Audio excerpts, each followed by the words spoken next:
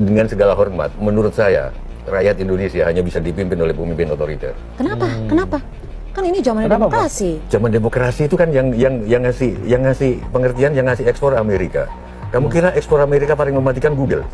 Google itu sekarang Mark Zuckerberg beli rumah, dihapus tuh dari map Google. Dia sendiri menghapus. Tapi rumah kita ada di map Google. Rumahnya Mark Zuckerberg sendiri yang baru 350 miliar itu tiba-tiba nggak ada. Berarti kan enak. Nah, tapi bukan itu ekspor yang paling mematikan. Ekspor yang paling mematikan dari Amerika adalah demokrasi. Kenapa?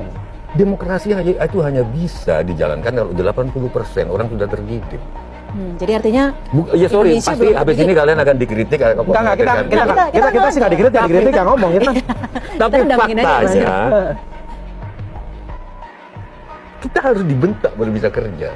Oke. Kenapa? Itu mentaliti manusia Indonesia gitu maksudnya. Aku nggak berani ngomong. Karena kalau itu dibilang mentaliti kita, aku takutnya kita mendegrade sejarah. Karena misalnya pendidikan tertua di India, enggak juga.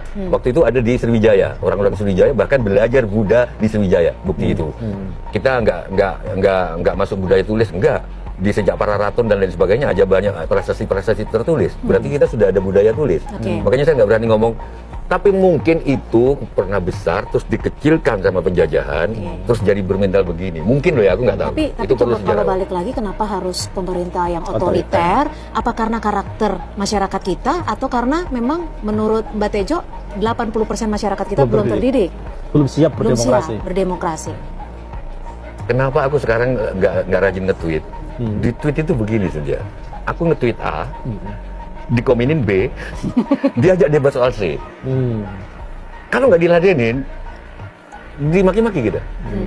Artinya dia mencerna tweet aja nggak bisa.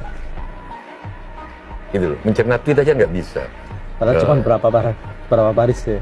Misalnya apalah, coba kamu ngomong deh, kamu ngomong soal, coba kamu nge-tweet, coba, misalkan nge-tweet, coba. Mau kemana bangsa ini 5 tahun ke depan? Ya 5 tahun ke depan memangnya harus mikirin bangsa ini gitu loh. Lebih baik mikirin kita jadi nikah atau enggak gitu. Gitu. Nggak nyambung. Terus kita diajak, gimana Cynthia? Pendapatmu soal pernikahan gitu.